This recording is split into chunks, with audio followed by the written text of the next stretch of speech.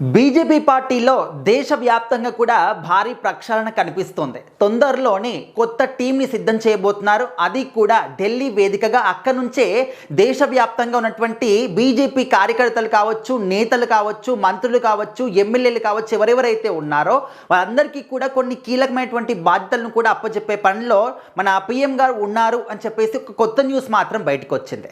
So మనం చూస్తూ ఉన్నాము, బీజేపీ పార్టీ పైన దేశవ్యాప్తంగా ఉన్నటువంటి వేరే పార్టీ వాళ్ళు కావచ్చు, కొంతమంది ఏ విధంగా విషాన్ని చిమ్ముతూ ఉన్నారో.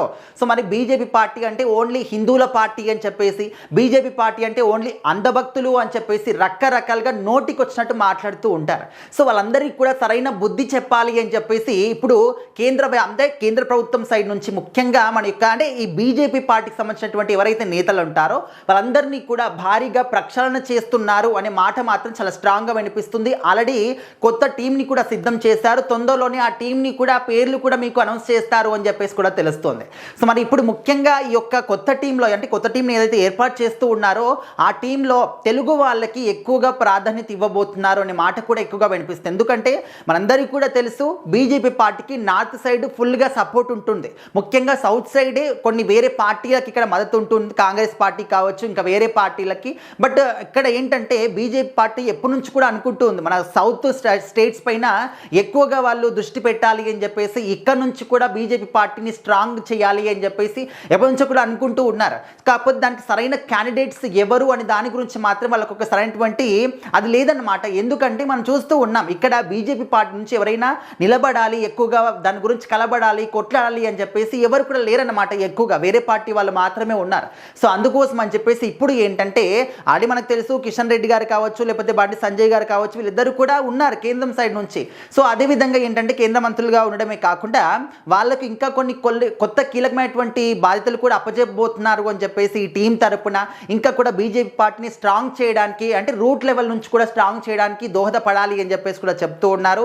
దాంతోపాటు ముఖ్యంగా ఈ తెలుగు రాష్ట్రాల నుంచి ఇంకా అంటే ఎవరో ఒకరు బీజేపీ పార్టీ నుంచి కేంద్ర మంత్రిగా వెళ్ళబోతున్నారనే మాట కూడా వినిపిస్తుంది. సో అదేవిధంగా మనందరికీ కూడా తెలుసు, ఆంధ్రాలో పురంధేశ్వరి గారు, ఆమెకు కూడా కొత్తగా బాధ్యతలు ఇవ్వబోతున్నారని చెప్పేసి కూడా తెలుస్తూ ఉంది. సో మొత్తానికైతే ఇప్పటివరకు ఎవరెవరైతే ఈ పార్టీలో ఉన్నారో వాళ్ళు ఏం చేస్తున్నారు, సో వాళ్ళ వల్ల పార్టీకి ఏదైనా లాభం ఉందా లేదనే విషయం కాసేపు పక్కన పెడితే, వాళ్ళు పార్టీ కోసం పనిచేస్తున్నారా లేదా, వేరే వాళ్ళ కోసం పనిచేస్తూ పార్టీ పేరు చెప్పుకుంటున్నారా, ఈ విధంగా కూడా ఆలోచిస్తూ ఆ విధంగా ఎవరెవరైతే ఉంటారో వాళ్ళని కంప్లీట్గా ప్రక్షాళన చేయబోతున్నారు బీజేపీ పార్టీ సైడ్ నుంచి. సో మరి భారీగా ప్రక్షాళన జరగబోతుంది. చాలా మంది కూడా ఉన్నట్టు తెలిసిందంట.